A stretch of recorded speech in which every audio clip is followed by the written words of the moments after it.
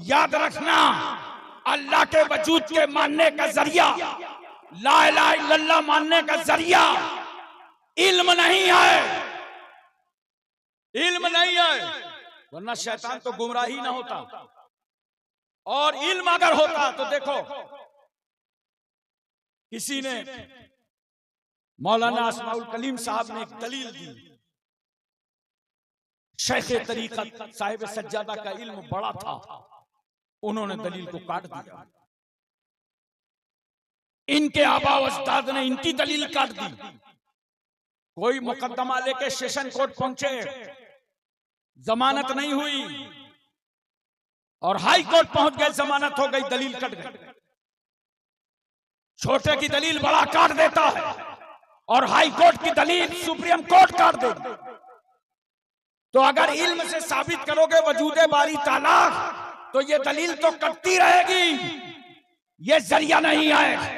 इसी तरह अक्ल भी जरिया नहीं है, अक्ल नाकाफी है अल्लाह के वजूद को मानने के लिए, वरना दुनिया में इतने बड़े बड़े अक्लमान ये कुफ्र पे क्यों मर गए, ये ईमान लाके क्यों नहीं मरे। तो भोले भाले मुसलमानों, ऐसे लोगों के चक्कर में परेशान मत होना। मैं तुमको जरिया बता रहा हूं, अल्लाह को मानने का न इल्म है न अक्ल है, बल्कि खुदा के मानने का जरिया ला इलाहा इल्लल्लाह को मानने का जरिया मोहम्मदुर रसूलुल्लाह है। ला इलाहा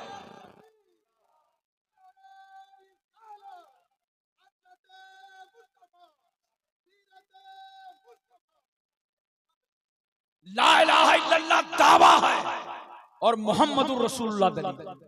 कुरान तो खुद कहता है कद जाकुम बुरहानुम मिन रब्बिकुम, आप बुरहान बन करके आए हैं, दलील मुस्तफा हैं।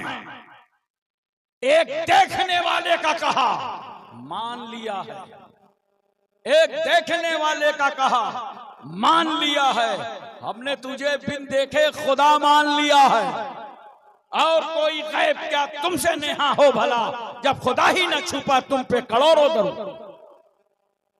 अब मैं बताता हूं तुम्हें और प्यार से समझाता हूं, अगर अल्लाह के वजूद को समझना है तो कुरान की इस आयत की रोशनी में आसानी से समझ लो, इनके चक्कर में न पड़ना। हाल बुक हुआ था दिल्ली में, 14 कैमरे आए थे, साथ साथ दोनों कैमरे लाए थे, खर्च बराबर दोनों ने दिया था। ये दोनों सोशल मीडिया पर वायरल होना चाहते थे, और शर्त क्या लगाई थी, अल्लाह का नाम ना लेना, गॉड का लेना। और जब तुम गॉड के नाम पर मुनाजरा हार जाओगे तो वो आसानी से कहते, जिसे लोग गॉड कहते हैं उसे तुम अल्लाह कहते हो, नऊज़ बिल्लाहि मिन ज़ालिक। ये चाल थी इनकी, और यही देखा नहीं, हमारे कानपुर की जुबान में इसी को कहते हैं नूरा कुश्ती। जब डिबेट खत्म हो गई तो जनाब हाथ चूम रहे हैं और लबो लहजे से लग रहा था, पूछ रहे हैं उस्ताद कैसी रही, तो वो कह रहा है ऐसे नहीं, सर पे हाथ रख करके बताओ। तो सर पे हाथ रख रहे हैं, ये कौन सी डिबेट है। हमको मालूम हो जाए कि एक आदमी अल्लाह के वजूद का इनकार कर रहा है, ये कौन सा अखलाक है, ये तुम्हारी मिली भगत है। अब मैं तुमसे पूछता हूं, सिर्फ एक सवाल करता हूं, मेरे रसूल सल्लल्लाहु अलैहि वसल्लम से ये सवाल हुआ था, यसअलूनका अनिर रूह, लोग आपसे रूह के बारे में सवाल करते हैं। रसूल सल्लल्लाहु अलैहि वसल्लम से लोग पूछते थे रूह क्या है, रूह के बारे में सवाल करते थे। अरे बोलो रूह है कि नहीं आप लोगों के पास, अरे बोलो यार, ना होती तो वहीं गिर जाते। तो देहात वाले बोलते हैं बड़ी अच्छी अच्छी बातें, कभी बात बात पर बड़े कुछ खुश नसीब होते हैं, कहते हैं सब अल्लाह का हुक्म है, सब अल्लाह के हुक्म से हो रहा है, सब अल्लाह का हुक्म चल रहा है। तो उनको लोग बेवकूफ समझते हैं, हकीकत यही है सारा हुक्म अल्लाह का। यसअलूनका अनिर रूह, प्यारे रसूल ये आपसे रूह के बारे में सवाल करते हैं, कुलिर रूह मिन अम्र रब्बी, आप इनसे कहिए रूह अल्लाह के हुक्म का नाम है। जोर से बोलो सुभान अल्लाह। रूह किसका नाम है, अल्लाह के हुक्म का। और जब ये अल्लाह का हुक्म जब तक हमारे तुम्हारे बदन में रहता है तो हम चलते फिरते हैं, सोते जागते हैं, खाते पीते हैं, और ये अल्लाह का हुक्म निकल गया, कुछ कर सकते हो। मैं कहता हूं वजूदे बारी ताला का इनकार करने वालों, निकली हुई रूह को तुम वापस करके दिखाओ। अबे ये नहीं कर सकते, किसी में रूह डाल करके दिखाओ। इसका मतलब है वो जात है खुदा की, उसका वजूद वाजिब है जो रूह डाल भी रहा है और रूह निकाल भी रहा है। और देखो रूह कैसे निकलती है, देखो पैर की तरफ से गौर करना। और जैसे रूह खींचता है फरिश्ता तो मरने वाला उसे देखता है, ये रूह निकाल रहा है। पैर से निकाला, देख रहा, गांठ पे आया देख रहा, पेट पे आया देख रहा, और जब यहाँ पे आया तो अब सीधे तो नहीं देख सकता। अब देखो वो यूं आंखें तानता है, सर पे आया तो और यूं तानता है, निकाल लेता है। जहां पे अल्लाह का हुक्म निकल जाता है आंखें तनी की तनी रह जाती है। कभी किसी मुर्दे ने रूह निकलने के बाद आंखें सीधी की? बताओ। आप लोगों को हुक्म है कि जल्दी से उसकी आंखें बंद करो, सीधी करो। मरने वाले ही आंखें तनी रहती हैं क्योंकि रूह निकालने वाले फरिश्ते को वो देखता है और जहां तक देखता है वहां तक रूह रहती है। और जब रूह वहां से निकली, अल्लाह का हुक्म निकला, तो वहीं पर वो आंखें तनी की तनी रह जाती हैं। अब तुम्हारे हमारे बस में ये भी न रहा कि तनी हुई आंखों को हम सीधी कर सकें, क्योंकि अल्लाह का हुक्म निकल चुका है। ये है अल्लाह का हुक्म। इसलिए दोस्तों अल्लाह सब कुछ कर सकता है। वो अहकमुल हाकिमीन है, रब्बुल अरबाब है, काज़ियुल हाजात है, मौला है, किबरिया है, बड़ा है, कबीर है, समी है।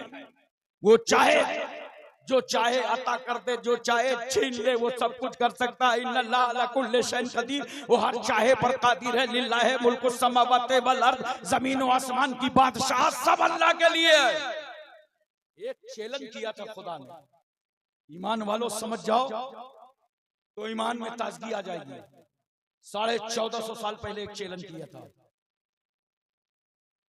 ये लोगों जो मैंने अपने महबूब पर कुरान नाजिल किया है, अगर तुम इस पर शक को शुबहा करते हो, फातू बिसूरतिम मिन मिस्लिही वदू शुहदाकुम मिन दुनिल्लाह इन कुंतुम सादिकीन। अल्लाह ने क्या फरमाया? अगर जर्रा बराबर शक है जो मैंने कुरान की आयतें उतारी हैं, तो जरा कुरान की तरह एक सूरत बना लो और सारे मददगारों को मिला लो, बुला लो लात को, मनात को, हुबुल को, नायला को, असनाफ को, सारे मुल्हिदों को इकट्ठा कर लो। तुम एक सूरत नहीं बना सकते। तवज्जो है? 1450 साल गुजर गए, अमेरिका हो, फ्रांस हो, बर्तानिया हो, जर्मन हो, दुनिया का कोई साइंसी मुल्क आज तक कुरान की तरह एक सूरत न बना के ला पाया। तवज्जो है? तो ये चैलेंज आज भी अल्लाह का मौजूद है ना। हाफिजों के सीने में आज भी ये चैलेंज मौजूद है कि कुरान की तरह एक सूरत बना लाओ। इसका मतलब ये है कि जब तुम सूरत बना के ना उस वक्त ला पाए थे ना इस वक्त ला पाए हो, तो ये चैलेंज किसका है? ये खुदा का चैलेंज है। वो मौजूद है, उसका वजूद है। ला इलाहा इल्लल्लाह मुहम्मदुर रसूल। इसलिए दोस्तों और बुजुर्गों, नौजवानों से गुजारिश करूंगा, दीन मोबाइल से न सीखा करो, सोशल मीडिया से दीन न सीखो। आओ, ये 62 मदरसे क्यों खोले गए हैं? ये खानकाह है कटरा शरीफ की सरपरस्ती में 62 मदरसे चल रहे हैं। अल्लाहु अकबर कबीरा। एक अपने आप मिसाल है, हजरत ने आज फरमाया कि हमने मीटिंग ली, इंतजामिया की, और इसको हम और अच्छी तरीके से मुनज़्ज़म करना चाहते हैं। स्कूल भी आ रहे हैं सामने, कॉलेज भी आ रहे हैं। ऐसा बेमिसाल पीर जो तुम्हारी औलादों की फिक्रें कर रहा हो, घर घर तालीम देना पहुंचाना जानता हो। अहद कर लिया है खानका ने कि हम मालदा इलाके में, अतराफ में, मुर्शिदाबाद में किसी को जाहिल ना रहने देंगे, सबके लिए तालीम का इंतजाम करेंगे। तो इल्म में कह रहा हूँ, सोशल मीडिया से नहीं, इतने मदरसे खुले हैं, ये उलमा बैठे हैं, इनकी इज्जत करो, इनकी कद्र करो, इनसे मोहब्बत करो। ये कुरान जानते हैं, ये हदीस जानते हैं, फिक़ह जानते हैं, तफसीर जानते हैं, अदब जानते हैं, तारीख जानते हैं, सारा इल्म इन्हें मालूम है, क्या अकीदा रखना चाहिए, क्या अमल होना चाहिए, ये सब जानते हैं। इनसे दीन सीखो, सोशल मीडिया से न सीखो, मोबाइल से मत सीखो। वरना एक मिसाल देने जा रहा हूँ हजरत, मैंने तो कुछ आयतें पढ़ी कि कुरान की आयतों को बदल करके डाला जा रहा है मोबाइल। आपको कैसे पता चलेगा? आप हाफिज नहीं हैं, आप गलत समझ लेंगे, उसको जरिया मत बनाओ मोबाइल को। देखो जैसे आप कुरान में सूरह फातिहा पढ़ते हो ना, अनअमता अलैहिम पढ़ते हो ना, बोलो सूरह फातिहा याद है ना सबको? अनअमता अलैहिम पढ़ते हो? देखो थोड़ा सा मसला, सोशल मीडिया से पढ़ोगे तो कहां तक गुमराही जाएगी। अनअमता के बजाय अगर किसी ने उसमें पेश लगा के लिख के डाल दिया, मोबाइल पे लिख दिया अनमतो, तो तुम तो पता नहीं कर पाओगे कि अनमतो और अनंते क्या है। ठीक है, अनमतो ही होगा। जानते हो अनमता का माना क्या था? अल्लाह उनके रास्ते पर चला जिन पर तूने इनाम फरमाया है। और अनंतों का मतलब जानते हो क्या हुआ? जिन पर मैंने इनाम किया है। तो जो काम अल्लाह का था बंदा अपने हाथ में ले रहा है, गुमराह हो जाओगे, कुफ्र हो जाएगा। एक पेश थे, बोलो, इसलिए तय कर लो आज, तुम्हें तो सिलसिला इतना अच्छा मिला है, उलमा की एक भारी तादाद है इस इलाके में, इन उलमा से दीन सीखो, इनसे इस्लाम सीखो। सोशल मीडिया से सीखने की कभी जुर्रत और हिम्मत न करना। कोई बात देख भी लो तो उसकी तस्दीक अपने शेख तरीकत से कराओ, अपने उलमा अहले सुन्नत से कराओ। बहरहाल मैं अर्ज ये कर रहा था, अल्लाह के रसूल सल्लल्लाहु अलैहि वसल्लम ने माथे की नजरों से खुदा को देखा। अब ये सेगे रास था, क्या दिया अल्लाह ने, क्या लिया नबी ने, बस इतना कहो देने वाला खुदा जाने और लेने वाले मुस्तफा जाने। मगर यहाँ पे भी मैं एक बात कहूंगा, कुछ भाई लोग ऐसे हैं जो तराजू लगाए बैठे, जैसे गल्ला तौला जाता है, इतना इल्म था, उतना इल्म था, इधर का नहीं था, उधर का नहीं था, आगे का नहीं था, पीछे का नहीं था, दरवाजे का नहीं था। अरे भैया ये तराजू उतार के अंदर रख दो। क्या इतना कहने में शर्म आती है? तुम्हारा ईमान भी बच जाएगा। क्या कि देने वाला अल्लाह जाने और लेने वाले रसूलुल्लाह जाने देगा। मगर एक बात तय है, अल्लाह ने सबको दिया, हमको तुमको हयात दिया, जिंदगानी दी, किसी को मनसबे विलायत दिया, किसी को मनसबे नबूवत दिया, किसी को अमीर बना दिया माल के जरिए, किसी को औलाद के जरिए अमीर बना दिया, किसी को इल्म के जरिए अमीर बना दिया, किसी को नसब के जरिए अमीर बना दिया। तो दिया सबको अल्लाह ही ने है। मगर एक बात तय है, सबसे ज्यादा अल्लाह ने उसी को दिया होगा, सबसे ज्यादा जिसको चाहा होगा। अरे बोलो ना, सबसे ज्यादा जिसको चाहा होगा उसी को सबसे ज्यादा दिया होगा। तो ये बात तो तय है कि आखिरी नबी से ज्यादा किसी को चाहा ही नहीं। अल्लाह ने आखिरी नबी से ज्यादा किसी को चाहा ही नहीं, इसलिए अपने महबूब से ज्यादा किसी को दिया ही नहीं। सरकार सल्लल्लाहु अलैहि वसल्लम तशरीफ लाए, छठे आसमान पर मूसा कलीमुल्लाह से मुलाकात हो गई। अल्लाह के कलीम ने पूछा, अल्लाह के हबीब उम्मत के लिए क्या लाया? सरकार सल्लल्लाहु अलैहि वसल्लम ने फरमाया 50 वक्त की नमाजें लाया हूं। कहा या रसूल अल्लाह ये बहुत है, मैंने बनी इस्राइल को बहुत हिदायत किया था, ये कौम अमाल में पीछे है, इतनी नमाजें अदा न कर पाएगी, सरकार कम कराए। अल्लाह के रसूल सल्लल्लाहु अलैहि वसल्लम तशरीफ ले गए, 5 कम कर दिया खुदा ने। फिर आए, मूसा कहते हैं सरकार और कम कराइए। सरकार फिर तशरीफ ले गए, फिर 5 कम। मेरे नबी 9 बार गए। अरे जोर से बोलो यार, कई बार गए? अल्लाह ने जब मेराज में बुलवाया तो 1 बार, और बुलवा के जब मुस्तफा को पावर दिया तो मेरा नबी 9 बार गया है।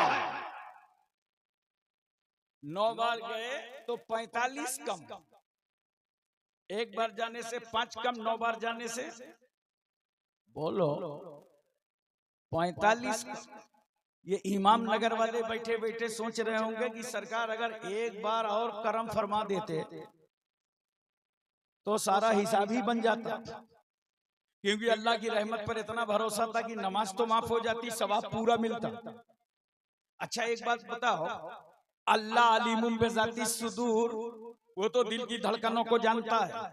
जब हबीब गए, हे अल्लाह तखफीफ चाहिए, एक ही बार में 45 कम कर देता, जाओ मुस्तफा ये 5 ले जाओ, लेकिन नहीं, नबी जा रहे हैं, खुदा कम कर रहा है, मूसा कलीमुल्लाह गुजारिश कर रहे हैं, मुस्तफा जा रहे हैं, ऐसा क्यों बार बार नबी जाएं, 5-5 कम करा के आए और मूसा फिर गुजारिश करें? जानते हो ये वही मूसा कलीमुल्लाह हैं जिन्होंने कहा है अल्लाह मुझे अपना दीदार दिखा दे। तो अल्लाह ने फरमाया लन तरानी, मूसा तुम हमको हरगिज नहीं देख सकते। कानून था मूसा तुम हमें हरगिज नहीं देख सकते। अब यहाँ पे देखिए गौर कर लीजिए, हर मोमिन अल्लाह का दीदार करेगा, बोलो सुभान अल्लाह। अल्लाह की शायान शान दीदार हर मोमिन करेगा, मगर मूसा के लिए कानून ये था हरगिज नहीं देख सकते, ये नहीं था कि कभी नहीं देख सकते। जैसा कि मुतज़िला ने समझ लिया है कि कभी नहीं देख सकते, नहीं, हरगिज नहीं देख सकते। आज जब रसूल मेराज से वापस आए, मूसा ने चेहरे मुस्तफा देखा, ये वो चेहरा है, ये वो रसूल है जो खुदा को देख के आए।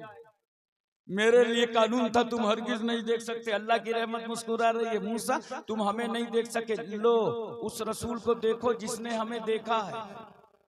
मूसा अलैहिस्सलाम ने देखा, तबीयत नहीं भरी, कहा सरकार और नमाज कम कराइए, सरकार और कम कराइए। क्यों?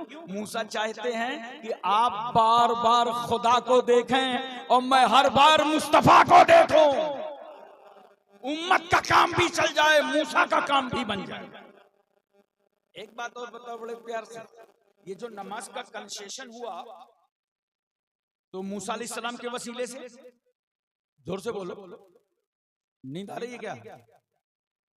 सोना है? अभी 10 मिनट में सुला रहा हूं इंशाअल्लाह, परेशान मत होइए, जोर से बोलो सुभान अल्लाह। आजू बाजू चेक करो, कोई सो रहा हो तो उसके कान में बोलो सुभान अल्लाह, ताकि जगाने का भी सवाब मिल जाए और सुभान अल्लाह कहने का भी मिल जाए। तवज्जो कीजिएगा, ज़हन हाजिर रखिएगा, बहुत प्यार से समझने की कोशिश कीजिएगा। मूसा अलैहिस्सलाम के वसीले से 45 नमाजें कम हुई। कहां है वो लोग जो हमको बिदती और कब्र पुज्जा कहते हैं? अरे नादान, कान खोल के सुन ले, ये जो नमाज में कंसेशन हुआ है मजार वाले की बदौलत हुआ है।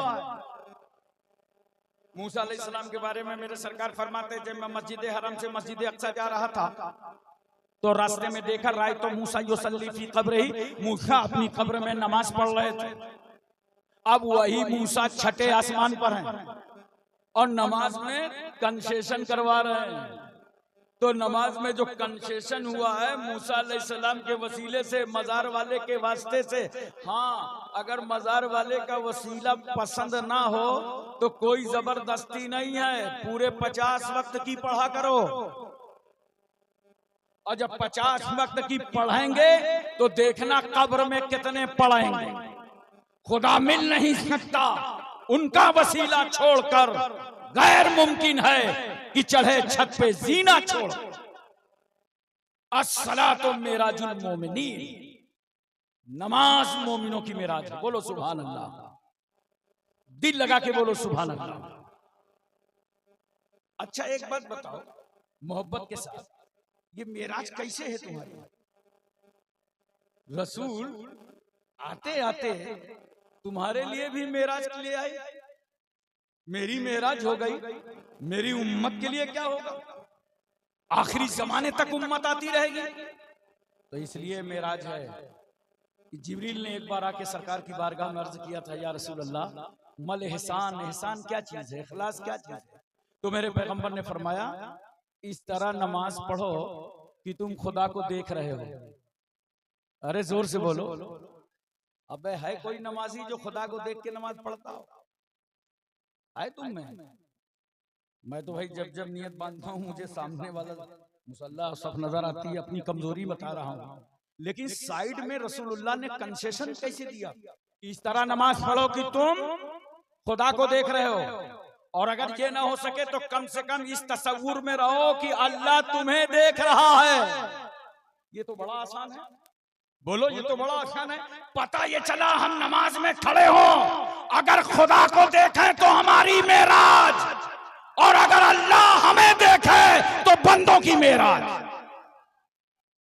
नमाज की पाबंदी करो मुसलमानों, नमाज पढ़ो नौजवानों। हर पार्टी देखो युवा मोर्चा बना रहा है, कोई युवा यूथ बना रहा है, यूथ के साथ जोड़ रहा है, और सब जवानों को लाते हैं आगे। मैंने भी तय कर रखा है कि जवानों, मेरा खिताब तुमसे है, अगर तुम कसम खुदा की फजर में उठ के मस्जिदों को भर दो तो इनकलाब आ जाएगा, इनकलाब आ जाएगा। उठो नौजवानों, बहुत सो चुके। एक नौजवान अभी मैं परसों रात हैदराबाद में था और ये सवाल कई जगह मुझसे हुआ, नौजवानों ने किया आके कि हजरत बड़े हालात खराब हैं, माहौल बहुत खराब चल रहा है, हमारा भी दौर आएगा, हमारा दौर कब आएगा?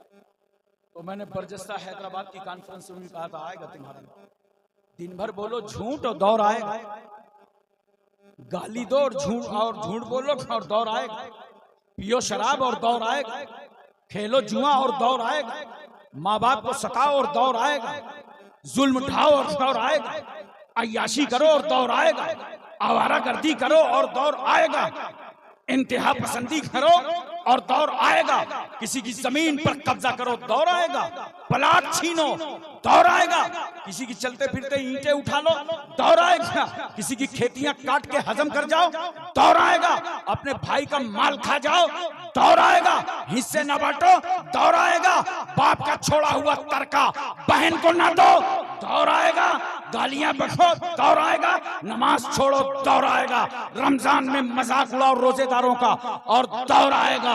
तुम्हारा दौर कैसे आएगा?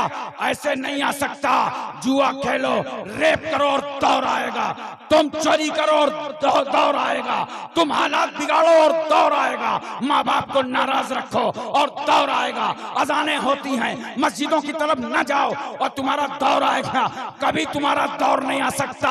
हाँ हाँ, अगर अपना दौर लाना है तो सुन, गौर से सुन, अपना दौर लाना है, वलियों की तरह दौर लाना है, सहाबा की तरह दौर लाना है तो आशिके मुस्तफा बन जा, कर लो तौबा गुनाहों से। कल से कोई शराब न पिएगा, जुआ न खेलेगा, आवारागर्दी न करेगा, अय्याशी न करेगा, माँ बाप की नाफरमानी न करेगा, तुम्हारा दौर आ जाएगा। दौर लाओ, तुम्हारे हाथों में है नौजवानों। बड़े हैरत की बात है, स्पेन का वो तारीख साज वाकया मुझे याद है, वहां से पादरी गुजर रहा था, पादरी ने देखा कि रास्ते में बहुत भीड़ लगी है, तो लोगों से पूछा भीड़ कैसी लगी है? कहा यहाँ से एक 80 साल का बूढ़ा जा रहा था, बीच रास्ते में पत्थर पड़ा था, वो पत्थर पे टकरा गया, गशी तारी हुई, कमजोर था, ताब न ला सका, वो मर गया। ये हादसाती मौत है जिसको देखने के लिए मजमा इकट्ठा है। पादरी ने कहा अगर इजाजत दे दो तो मरने वाले की लाश मैं भी देख लूं। कहा चलो शौक से देखो।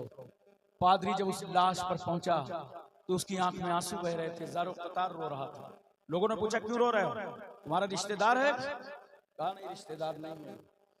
रो क्यों रहा हूं? अफसोस मरने वाले, तू पत्थर से टकरा के मर गया।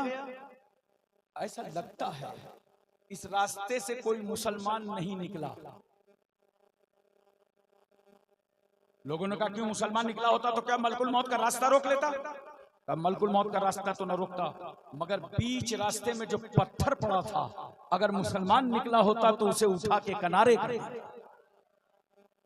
ये शान है मुसलमानों, ये पैदा तुम करो, ये मिजाज तो बदलो। मैं झांसी जा रहा था, ग्वालियर जा रहा था, झांसी से मेरी ट्रेन होती है सामने की बर्थ में, और ये वाकया आपको कम से कम 30 साल पहले का सुना रहा हूं, जब कौम भी गरीब थी, हम लोग भी गरीब थे। ऐसे मामूली जनरल डब्बे से सफर किया करते थे। तो साइड की बर्थ में बैठा था, सामने 4 लड़के आए और हंसी मजाक करते करते, जवान थे चारों, और एक कंबल निकाला, ऊपर डाल लिया जान पे। थोड़ी देर के बाद एक मोटी गड्डी निकाली, आपस में फटफट किया, 10 मिनट में चिल्लाए और 10-10 रुपए निकाला, एक ने कब्जा करके रख लिया। मैंने कहा यार बड़ा इजी बिजनेस है, इतनी जल्दी पैसा मिल गया। अब तो पैसा रसीद काटने में भी नहीं आता, लोग उधार कटवा लेते हैं। मैं उनका तमाशा देखता रहा। ग्वालियर करीब आया तो मैंने उनसे पूछा ये बताओ मुझे शंकरपुर जाना है। तो एक बच्चा कहता है क्या हजरत जलसे में जा रहे हैं क्या? मैंने कहा हाँ जलसे में जा रहे हैं। कहा जलसा तो हम ही लोग करा रहे हैं। मैंने कहा क्यों, तुम मुसलमान हो क्या? अरे बोला पक्का मुसलमान, अब्बा मुसलमान, अम्मा मुसलमान, हम सब मुसलमान। आपने हमें मुसलमान नहीं समझा। मैंने कहा मैं समझता कैसे, तुम खड़े खड़े पेशाब कर रहे हो। जानते हो जवानों, ये जो पैंट पहन के पेशाब करते हो ना, 50-50 ग्राम तुम्हारे साथ पेशाब रहता है। और पेशाब के बारे में मेरे आका सल्लल्लाहु अलैहि वसल्लम क्या फरमाते हैं, इस्तंज़िहु अनिल बौल फ़इन्नहु आम्मतु अज़ाबिल क़ब्र मिन्हु। ऐ लोगों, बचो पेशाब की छींटों से, आमतौर से अज़ाबे क़ब्र इसी से होता है। जो पेशाब की छींटों से अपने को नहीं बचाएगा, अज़ाबे क़ब्र हो सकता है। तो मैंने कहा तुम खड़े खड़े पेशाब कर रहे थे, खड़े खड़े पानी पी रहे थे, जुआ खेल रहे थे, मजाक उड़ा रहे थे, मैं कैसे समझता कि तुम मुसलमान हो? मैं कैसे जानता तुम मुसलमान हो? एक लड़का बोला बहुत जिद्दी हैं, मानेंगे नहीं। चले गए।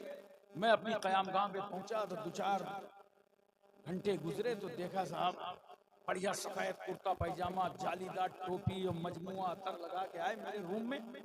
हज़रत अस्सलाम वालेकुम। वालेकुम भाई, कहाँ से तशरीफ लाए? आइए बैठिए। कहा तशरीफ वशरीफ नहीं, वही मुसलमान हैं जो ट्रेन में मिले थे। आप मानने के लिए नहीं तैयार थे। मैं उनको बड़े प्यार से समझाया था। नौजवानों, तुम्हें भी समझा रहा हूं। मैंने कहा बैठो बच्चों, इस्लाम तारुफ कराने की चीज नहीं है कि तुम चलते फिरते बताते रहो मैं मुसलमान हूं, मैं मुसलमान हूं, मैं मुसलमान हूं, मैं मुसलमान हूं, नारा लगाते रहो मैं मुसलमान हूं, मैं मुसलमान हूं। नहीं, इस्लाम तारुफ कराने की चीज नहीं है। इस्लाम अपनी जात में दिखाने की चीज है। अगर कश्ती पलट जाए, लोग डूब रहे हो, वहां तुम मुसलमान बन के उन्हें बचा लो, ये तेरा है इस्लाम। किसी को ठोकर लग जाए उसे संभाल लो, अंदर का इस्लाम बाहर आ जाए।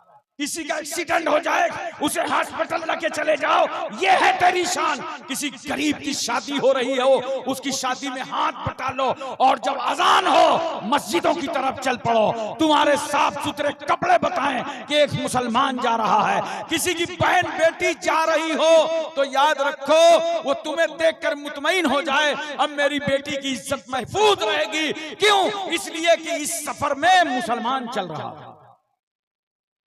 तो इस्लाम तारुफ कराने की चीज नहीं है, इस्लाम अपनी जात में दिखाने की चीज है।